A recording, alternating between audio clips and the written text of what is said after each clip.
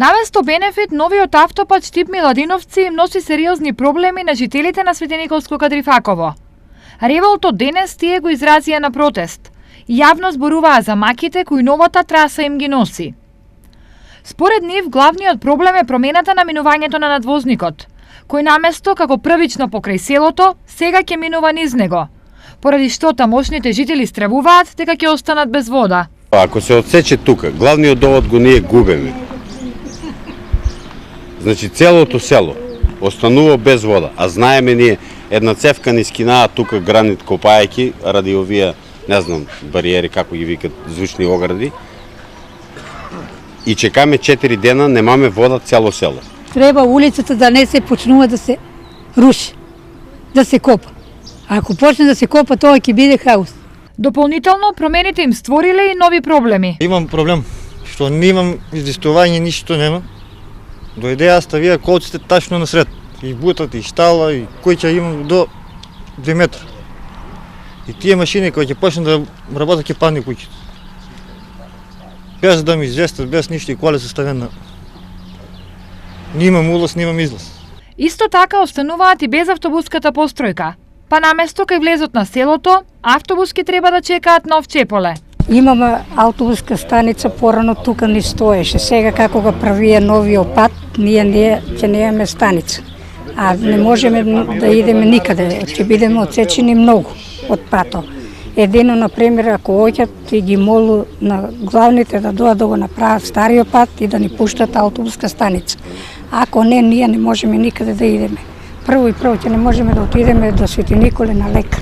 Според жителите на Кадрифаково, вината за ваквата ситуација е проектантска грешка. Овој надвозник, не знам, кој го изведувале? Кој го изведувале? Како го правиле? Грешка во проектирање, грешка во изведување. И кога работат секојдневно тука надзорниот орган. Како и он не видел таа грешка? И сега, за да се исправат грешката, они низ оваа улица сака да го смерат патот. Каква катастрофа прават? Никој не дојде да праша у селото луѓе вака и вака. Првиот проект на ВАО што треба да се побрзе беше на ваа страна и да излезе тука близо.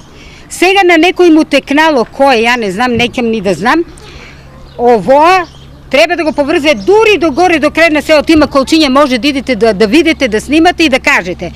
Ние се буниме за тоа.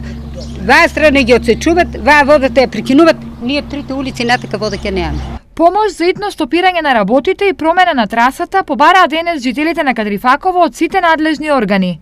Бараме помош од премиерот, од министерот за сообраќај, директорот за државни патишта, надзорни органи, да ја стопират сета работа, да земат да си исправат грешката и сообраќајницата да ја сврзат со патот што оде под надвозникот, како што секаде се сврзува.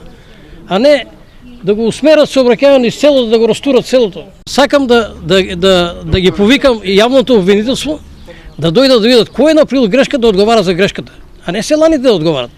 Тај што е направил грешката и да си направи корекција. Уопште да не сме да ја чепкат таа улица, оте нема да ја дадат луѓето. Луѓето ќе лежат на улица, нема да им дадат да градат таму. Тоа сакаме да знаат. Со овој проблем се засегнати околу 45 домакинства, односно околу 200 жители на Светениковско Кадрифаково. Сите се едногласни дека проблемот мора да им се реши.